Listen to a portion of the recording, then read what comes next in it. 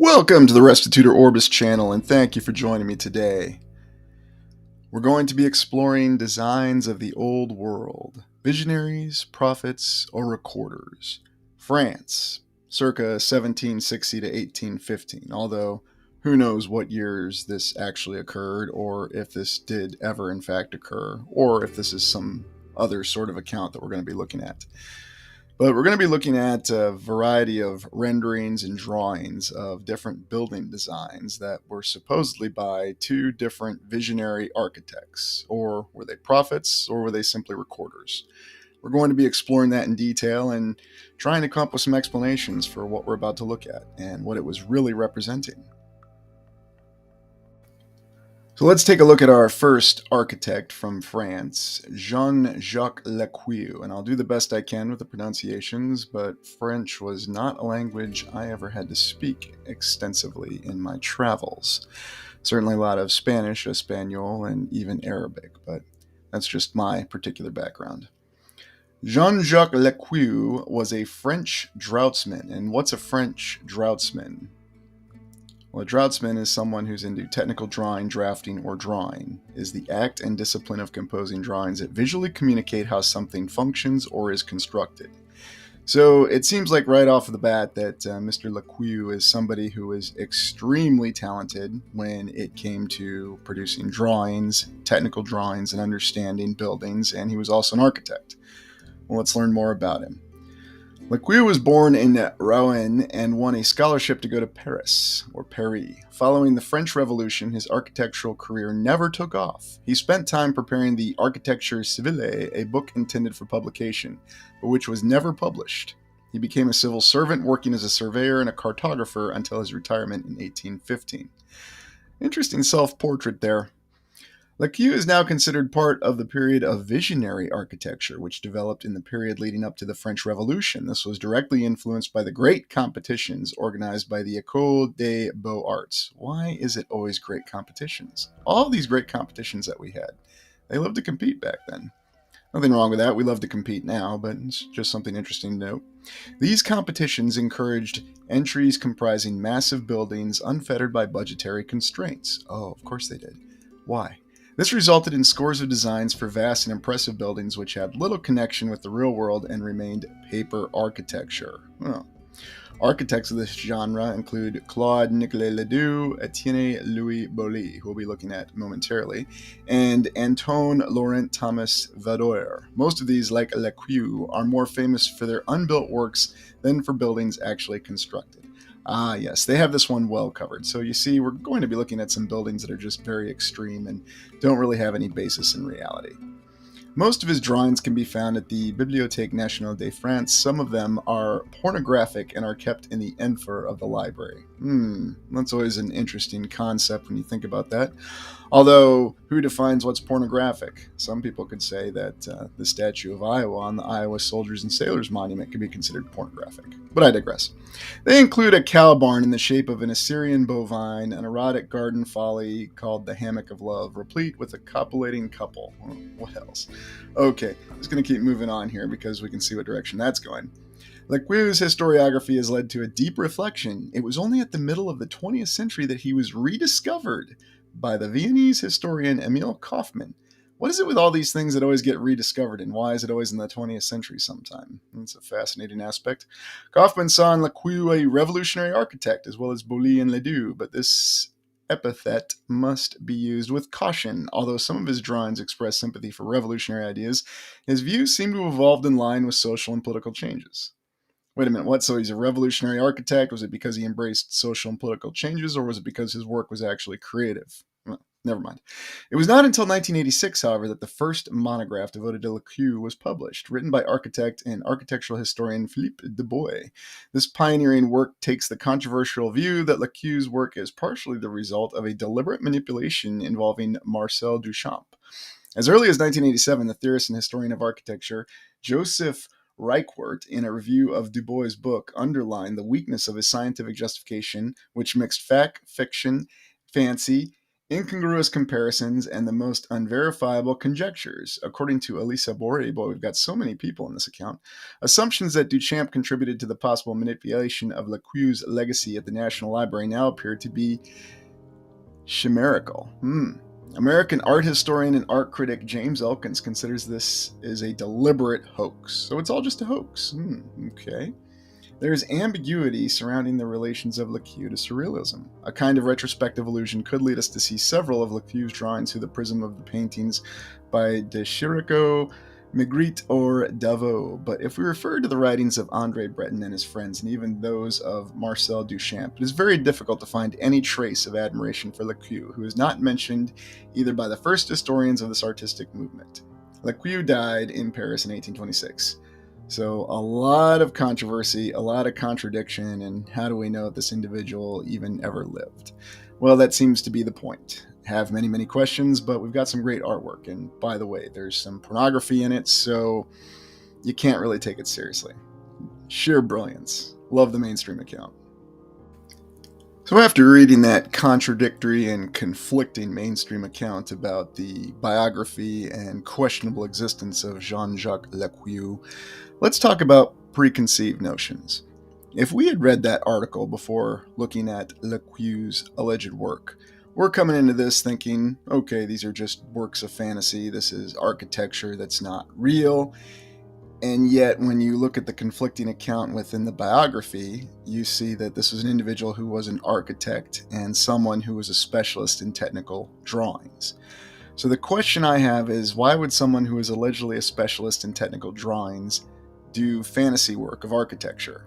Why would that be popular around the so-called Napoleonic era in the middle of Europe, in the 1760s all the way to the 1820s? It just doesn't make a lot of sense. I mean, the only contemporary I can think of to compare this to is if you're familiar with Sid Mead, who is a visual futurist, and he's most famous for the works he did on the original Blade Runner movie, something that was considered very ahead of its time and very futuristic. And how are you going to get a living doing that? Well, now you can design images for science fiction movies, you can have book compilations. But was Jean-Jacques Lequeux making book compilations back then? It said he was, but it was never sold. But then he had a more legitimate job. So which is it? Was he a surveyor? Was he an architect? Who knows? The reason I bring that up is as we look at these drawings, these renderings, these pictures of these remarkable buildings, let's try to keep more of an open mind and not have our judgment skewed by what we just read, because it's clear somebody wants us to think that these are just absurd buildings that aren't even possible. And when you look at this first building, I mean, just remarkable, spherical globe almost, and it looks like a depiction of a globe, surrounded by the old pillars and columns with faces on it, and just an enormous building. What I find interesting, though, is the depiction of the interior, what looks to be some sort of planetarium aspect and a very large globe in the middle.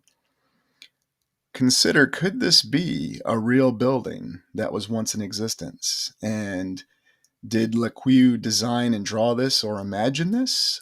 Or was he simply recording what he saw? Think about it. If these were people who had come back after a reset and they had come across some spectacular buildings, in addition to locating and identifying where these buildings were, another focus they would have would be understanding these buildings and perhaps even recording them. Now, of course, we could ask, well, why would they allow these recordings to survive?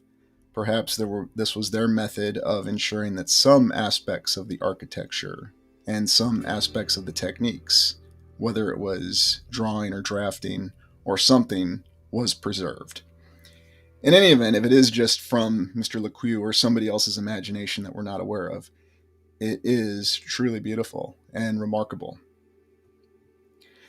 And this is where things get very interesting, because here you see a building on fire, and again, it's another very large and impressive building, and the detail in it's just incredible. And again, we don't know if this is just something from his imagination or if he's recording something he saw. Well, this is a building that can't survive because there's no way to explain it, so we're destroying it. That's one possible explanation. Or why would, in his imaginations of amazing architecture, he would draw something like this? Of course, then we throw in the fact that he drew many pornographic images, so that discredits anything that was done as well. It's just an amazing amalgamation of a story that's remarkable. So that's why I think we just need to look at the images without taking that into consideration, because looking at them on their own and trying to determine the story they tell us is much more interesting. And I think, honestly, we'll get a more accurate indication of what really happened. I mean, look at this over here. It looks like you have some sort of army and security forces around this, and who knows what's really going on, but it looks like this building is being destroyed, and it's out on its own in the middle of the forest. Oh, can't explain it, so we can't say this is a monument. We can't repurpose this, so it's got to be burned down. Use any means necessary and make it happen. Beautiful drawing, beautiful building.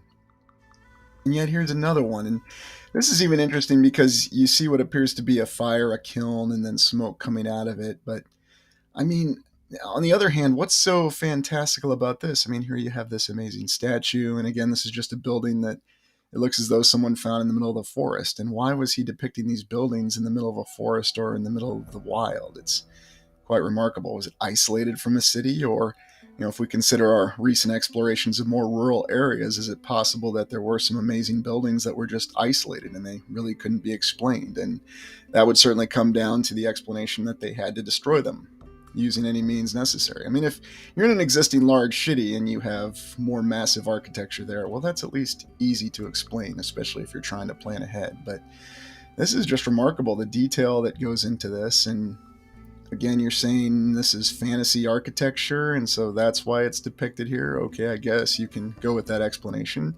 And it could be true. The historical narrative could be entirely true in this fact. But it's remarkable to think that there is some elements of realism, especially with some of these drawings, and the scale is not too absurd. I mean, just slightly larger than trees. We know, even according to our mainstream account, that we could build buildings before this time that were much larger than this. Just take the Pantheon, for example.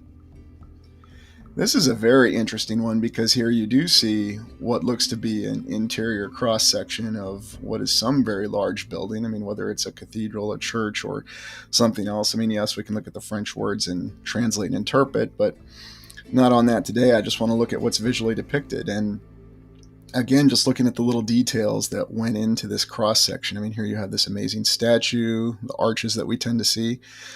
Not sure what is going on here. I mean, a cross-section of the statue, you think if you ever go to the interesting replicas that we call many of the buildings that we have across the world, yet I wouldn't say they're replicas, I would just say they're actual buildings that were built in different locations.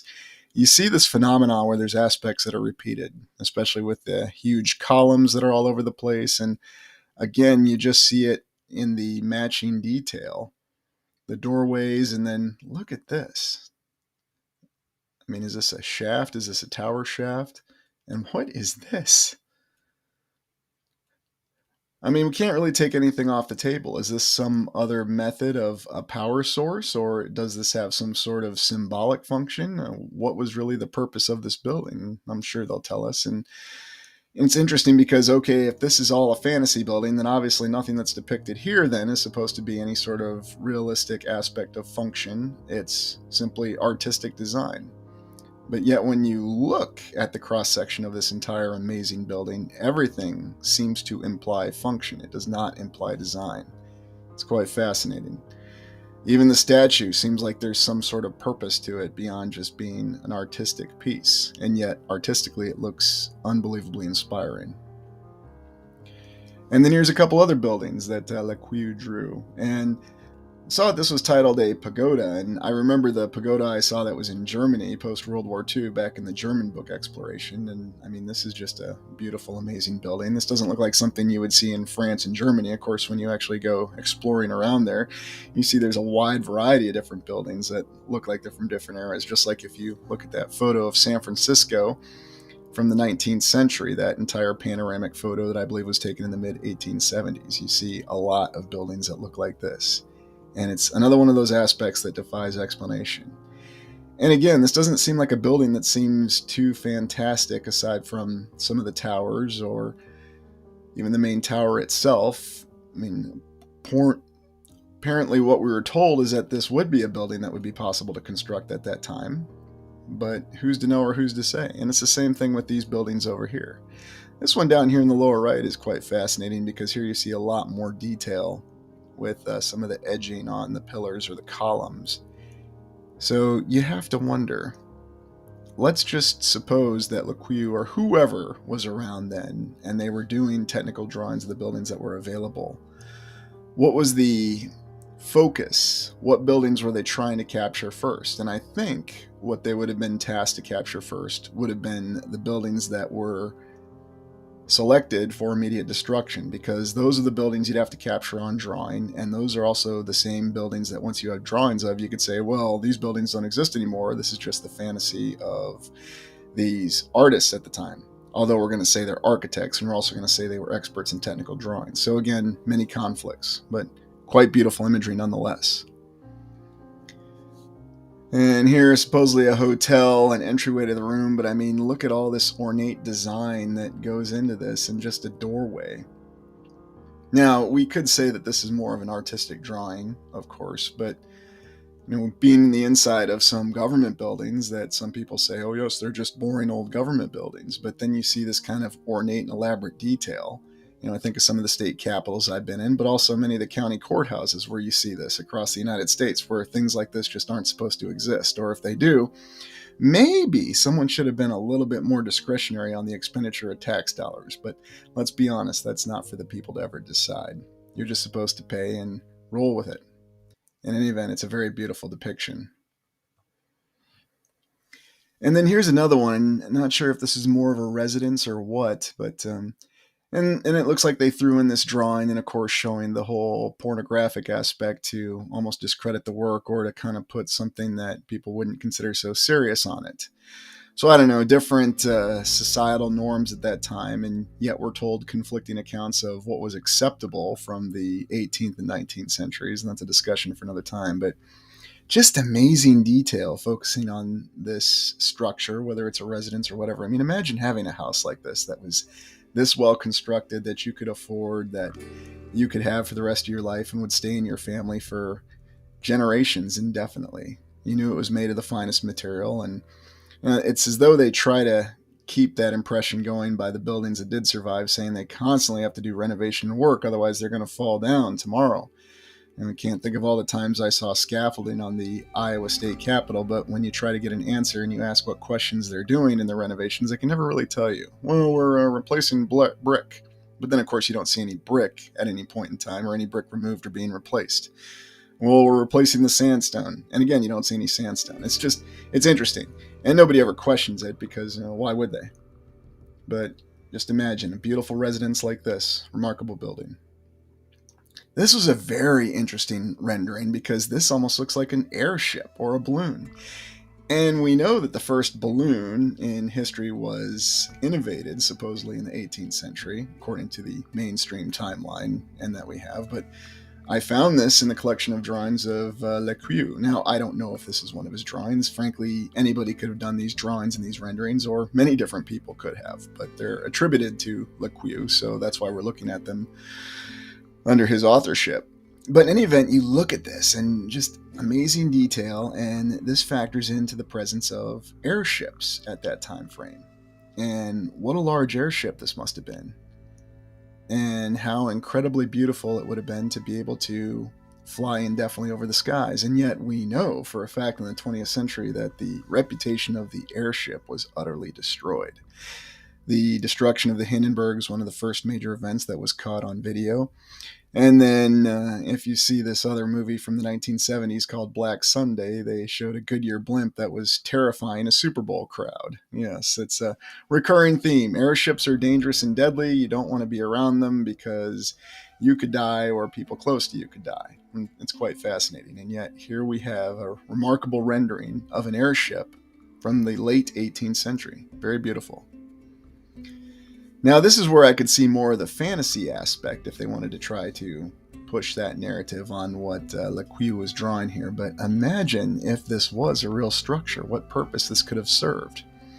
Could this have been some sort of power generation device, or some other aspect of architecture that serves some function in society? And we also have to keep our minds open, because there could have been many different ways of generating power. We know that power from the atmosphere is one of the most prevalent theories, but there could have been many other aspects. technology beyond our ability to truly comprehend, because if after the last reset it didn't have the apparatus that made it function, or whatever it used to convert into energy available, maybe there was some sort of different nature of the land at that time that we can't fully understand, but you still have these remaining pieces of technology. It's no doubt that they would have wanted to catalog that. And this is a very spectacular one, especially with how it's laid out. And you've never seen anything like this. I've never seen anything like this unless you go into really hardcore science fiction, which was no doubt inspired by these drawings.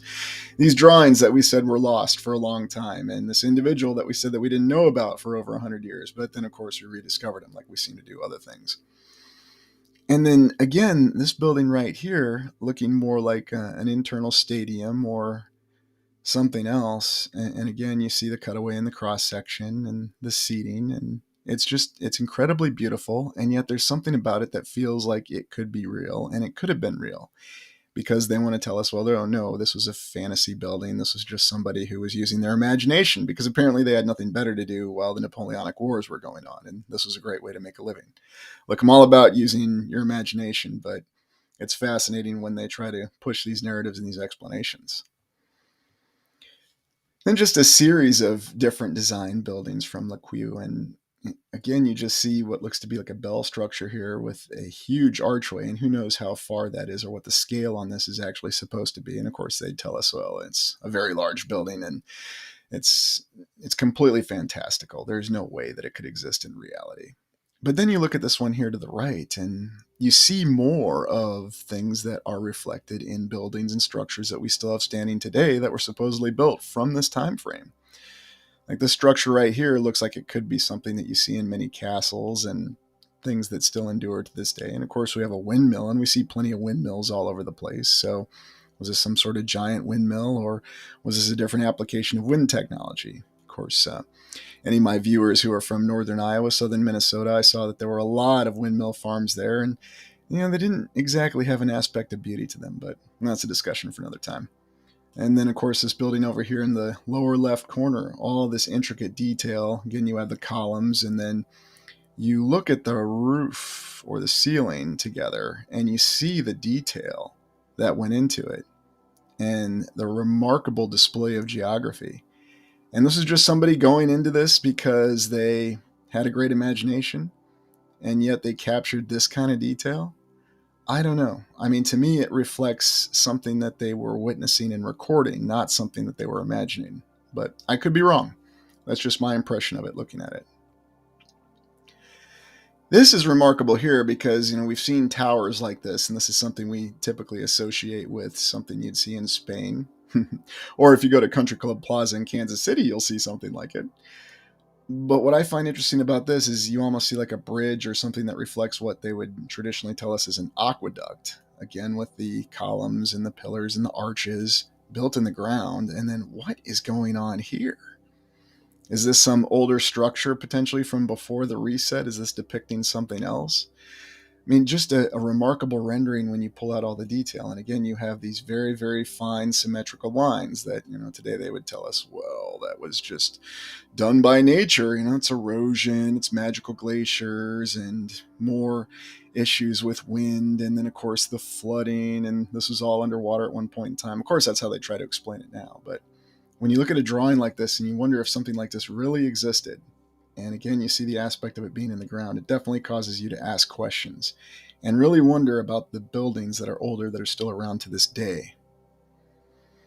And then this is an amazing building here, almost as though we have some sort of spiked outer shell on it. And then on the inside, very spherical. And who knows what exactly it's designed for. And what I find interesting is you have the signs of the zodiac around it. And then, of course, I'm reminded of walking around several state capitals, the Iowa state capitol, where they seem to have signs of the zodiac all over the place. So something that seemed to reflect more of a previous civilization than our own. Now, of course, we'll be told, well, that was the Roman civilization and Greek civilization. And then you ask questions about, okay, well, why is it in state capitol buildings that were supposedly designed and built in the United States in the 19th century? Well, because they wanted to reflect that Greek and Roman tradition of democracy. And no, the Romans were known for their tradition of democracy, especially when they had their architectural achievements. But that's all right. We can just say whatever we want to. And then this is an interesting one, and this is attributed to Lequeux as well. But here you're seeing a picture of what are clearly ruins, which of course they would tell us is from the Roman times. But then you have this amazing tower in the background. And again, to me, this seems to hint at the fact that they're not using their imagination, they're simply recording what they saw. And I think this picture, if it is indeed from that time frame, gives credence to that theory. But again, it could be that these pictures are truly someone's imagination or just a mix of many different artists. I fully accept that possibility as well. It's just remarkable to consider. And then some of the other images, and this is the big gate that we saw that's associated with Lequeux, and just amazing detail on it. All these different animals, and just imagine having a gate like this and what this is actually made out of, whether it's some form of concrete, sandstone, limestone, or some combination thereof that we can't understand, or it's just all marble, or it's 29 different types of marble, if you're following me on that one. And some of the images over here are pretty remarkable too. I mean, is he depicting something that was left standing after the reset? That's what these images give you an indication of. And then down here, just another amazing building that if this was a residence, just imagine having access to a residence like this with this kind of construction and this sort of durability and something that you know would endure for generations, if not more, of your family. And you can understand that if they had isolated structures like this in the lower right corner, why they had to destroy them.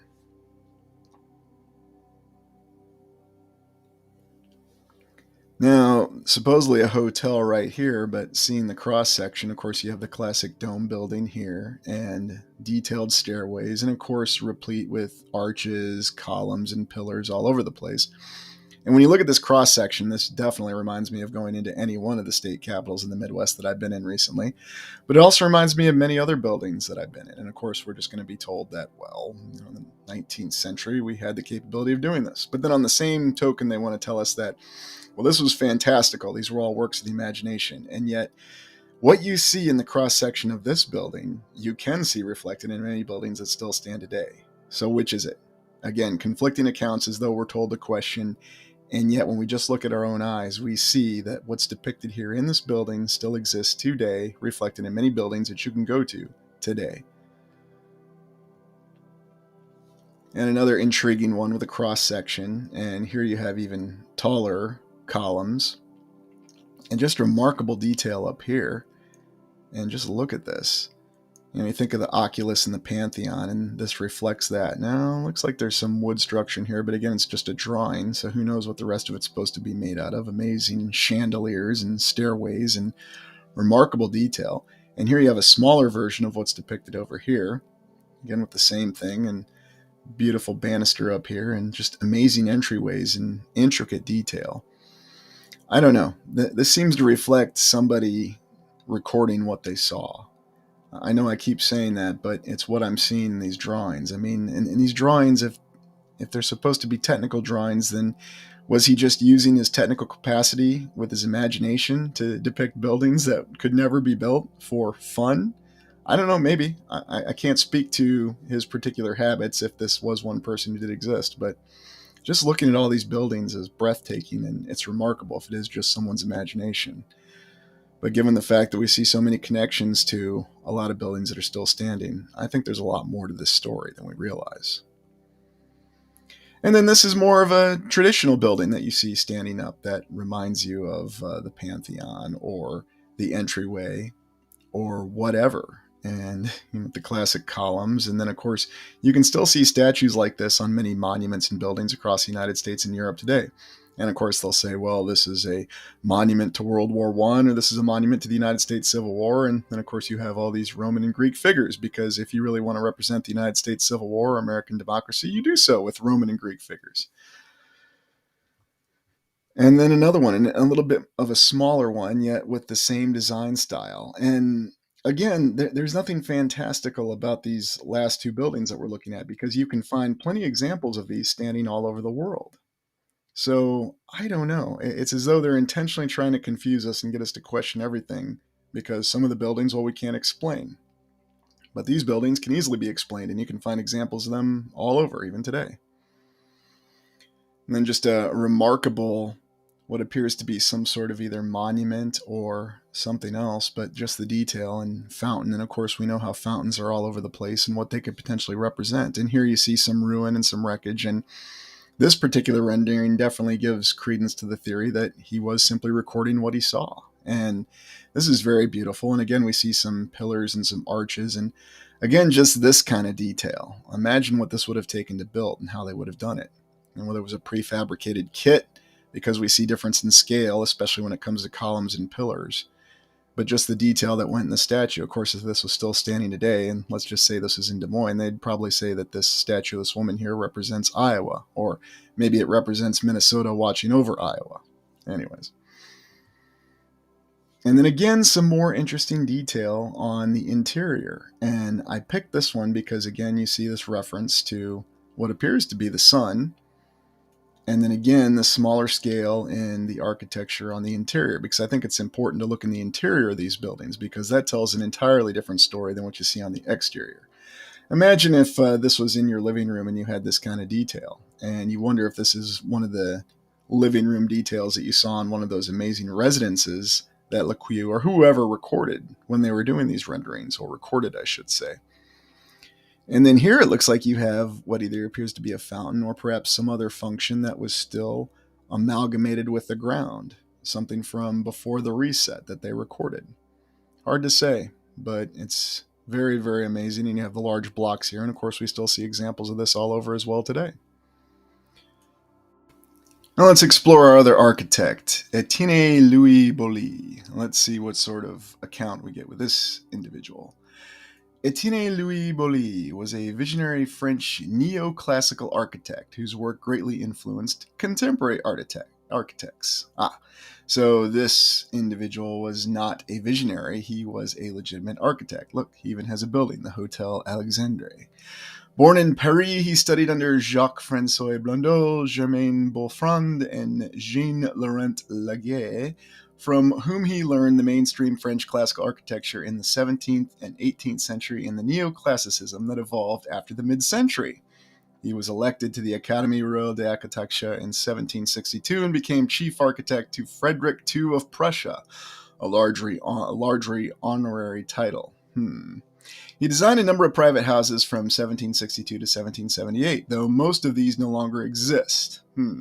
Notable survivors into the modern era include the Hotel de Bruneuil, demolished in 1930, and the Hotel Alexandre, both in Paris. His work for François Racine de Monville has apparently also vanished, but his probable influence on Monville's own architectural works, as seen in the Desert des Rets, speaks for itself. Together with Claude Nicole Ledoux, he is one of the most influential figures of French neoclassical architecture. So it sounds like a very legitimate individual, and the account here makes it clear that he did exist. Geometric style. It was as a teacher and theorist at École Nationale des Ponts et Chaussées between 1778 and 1788 that Boully made his biggest impact, developing a distinctive abstract geometric style inspired by classical forms. His work was characterized by the removal of all unnecessary ornamentation, inflating geometric forms to a huge scale, and repeating elements such as columns in huge ranges. For Boully, regularity, symmetry, and variety were the golden rules of architecture. Now, how exactly do they know this? Are they just going off of his works? Did they talk to him? Do they have writings, recordings, accounts? Oh well, no matter. Cenotaph for Sir Isaac Newton. Boully promoted the idea of making architecture expressive of its purpose, a doctrine that his detractors termed architecture parlante, talking architecture, which was an essential element in Beaux Arts architectural training in the later 19th century. His style was most notably exemplified in his proposal for a cenotaph, a funerary monument celebrating a figure interred elsewhere, for the English scientist Isaac Newton, who 50 years after his death became a symbol of Enlightenment ideas. The building itself was 150 meters, 500 feet tall sphere, taller than the Great Pyramids of Giza, which, if we remember from our compilation of tallest buildings in the world in the Old World from 1886, this would have been taller than that, encompassed by two large barriers circled by hundreds of cypress trees. The massive and spheric shape of the building was inspired by Boully's own study called Theory of Bodies, where he claims that the most beautiful and perfect natural body is the sphere, which is the most prominent element of the Newton Memorial. Though the structure was never built, Boli had many ink and wash drawings engraved and circulated widely in the professional circles in 1784. The small sarcophagus for Newton is placed at the lower pole of the sphere. The design of the memorial is intended to create the effect of day and night. The night effect occurs when the sarcophagus is illuminated by the sunlight coming through the holes in the vaulting, giving the illusion of stars in the night sky. Intriguing. The day effect is an armorly sphere hanging in the center that gives off a mysterious glow. Thus, the use of light in the building's design causes the building's interior to change its appearance. And this was designed in 1784? Okay, whatever you say. And then we get accounts of the current standing buildings in the Hotel Alexander, which looks like it is still with us and you can still visit it. So let's look at his legacy. Boli's ideas had a major influence on his contemporaries, not least because of his role in teaching other important architects. Some of his work only saw light of day in the 20th century. Again, only saw light of day in the 20th century. His fondness for grandiose designs has caused him to be characterized as both a megalomaniac and a visionary. Oh, yes. Let's throw that in there.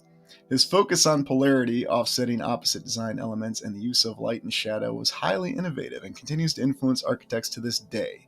He was rediscovered, quote unquote, in the 20th century and has influenced recent architects. So, despite this seeming like a more legitimate individual according to the mainstream account, they still throw in those elements of doubt and then, of course, tell us it was rediscovered in the 20th century. What a surprise. Let's take a look at some of the works attributed to Boli beyond the cenotaph, shall we? Now let's take a look at Boli's work, and here we have what appears to just be a massive library with all these amazing books, and then of course you see what the article talked about with these many, many, many columns. And then of course the detail in the ceiling, and we have seen this before in other buildings, and this is just gorgeous. And of course they'll tell us, well, this is large, and basically the theme with Boli is bigger is better, and not just bigger, but megastructure, gargantuan compared to what we've seen. But imagine if this is really just a recording, a sketch that someone did on the inside of one of these tremendous buildings that did exist. Now, of course, we always come into the problem, well, if there were these really large buildings, how could they have destroyed them? And of course, you can find examples of that, such as with the City Hall in Philadelphia and many other examples across the world. But you have to wonder if something like this did exist, how inspiring it must have been, and if these were people coming back from a reset, how would they have ever explained this? So who knows? Who knows if these drawings or renderings are from a different time, or if it really is just an elaborate imagination. But we're told that Boli was more of a legitimate architect, and there's still an example of his work that survives today. He's not just a person who did nothing but drawings and renderings. So it's just very remarkable to consider the possibilities behind it.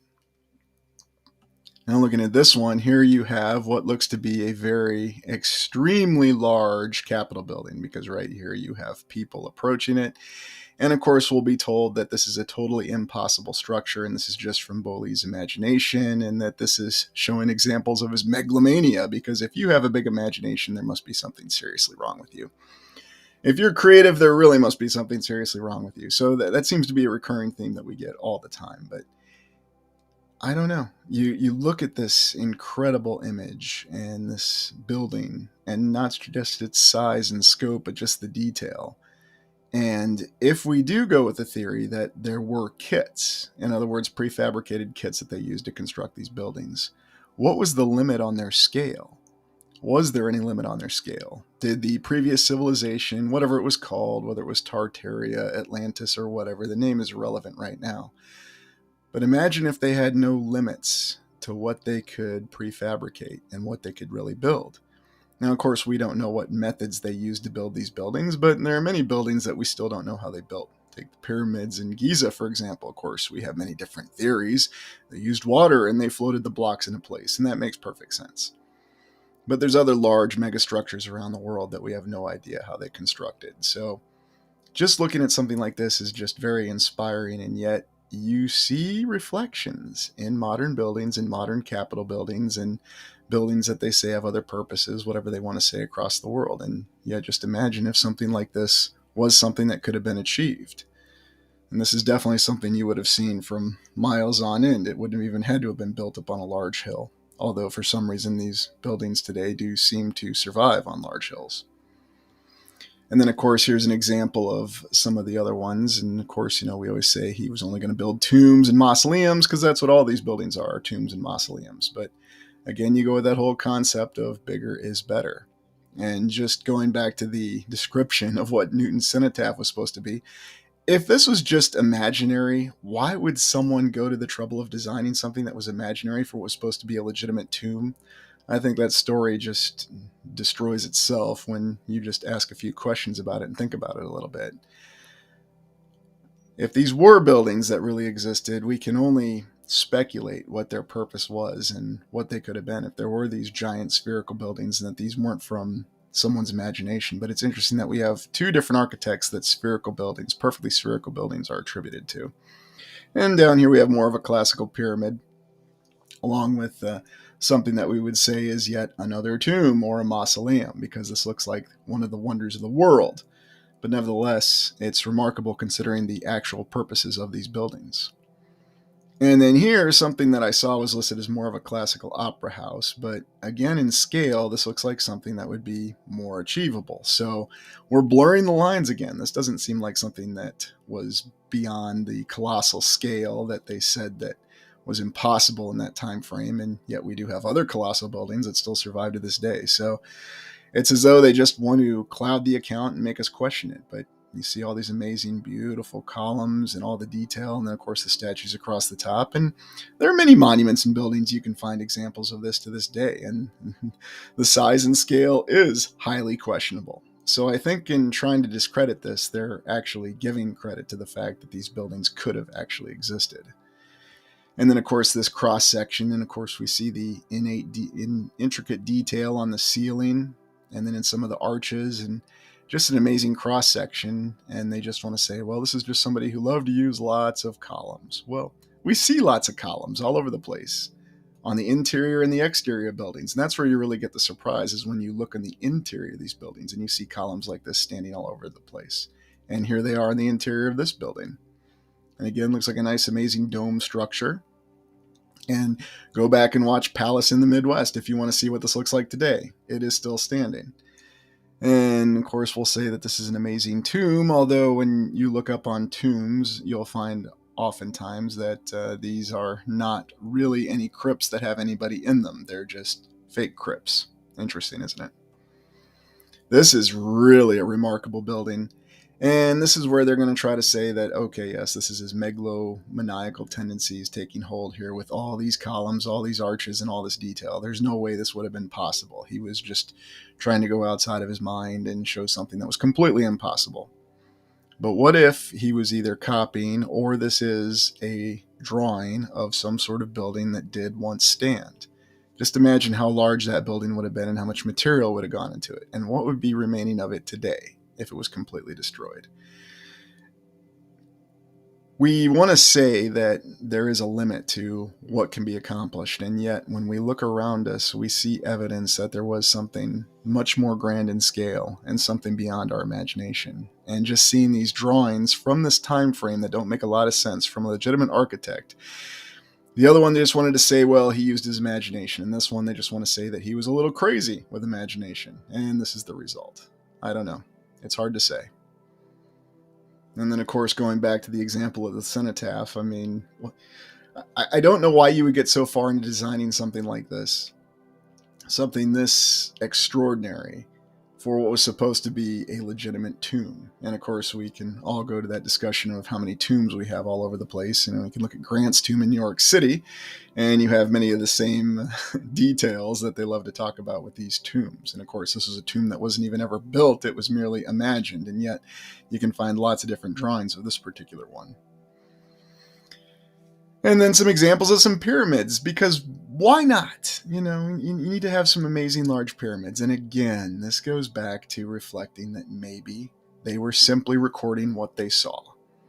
And I think there's a lot of evidence when we look at these pictures that that could well be the case, that in many situations they are recording what we saw, because there are many different accounts of even the pyramids at Giza. And then, of course, we have pyramids all over the world. Of course, we'll try to say that they're not pyramids, they're mounds, or they're something else, and they don't really reflect pyramids. But these drawings are very clearly pyramids and almost of a different type. And this pyramid below, again, you see the outer structure, which shows remarkable intricate detail above a series of columns going all the way around it. And then just look at the little doors. Just incredible. And then, of course, closing, I think we come down to this last image showing this remarkable type of pyramid with these huge obelisks around it. And we always get these accounts that Rome brought all these obelisks from Egypt and took them across the Mediterranean on ship, because that was an easy thing to do at that time as well, wasn't it? But just imagine if something like this did really exist, and what was really the size and scale and what went into it. And, well, this is something that you can justify by saying, there is a great pyramid in Giza that has this kind of scale. Well, it was built during the Bronze Age. That's what the mainstream account said. And they used water, or they used some other technology we don't understand. They didn't have wheels, they didn't need them. Some sort of tubular drill. All these theories, but no actual explanations. And if these are renderings that were real at one point in time, I don't think we have any actual explanations for how they could have been created. We can only speculate. Well, I hope you enjoyed this exploration of these renderings and these two supposed architects and this account. This clearly links to the old world, though, in just the types of buildings and the type of architecture that we see. And it's still reflected all over the world to this day in many buildings, as you can see. The only thing that's different is the scale, but there are many examples of the scale in what we believe are prefabricated kits, especially when we're talking about columns or pillars or arches. Well, remember, ask questions, explore yourself, you'll restore the world. Please like, comment, and subscribe. Thank you for joining me today.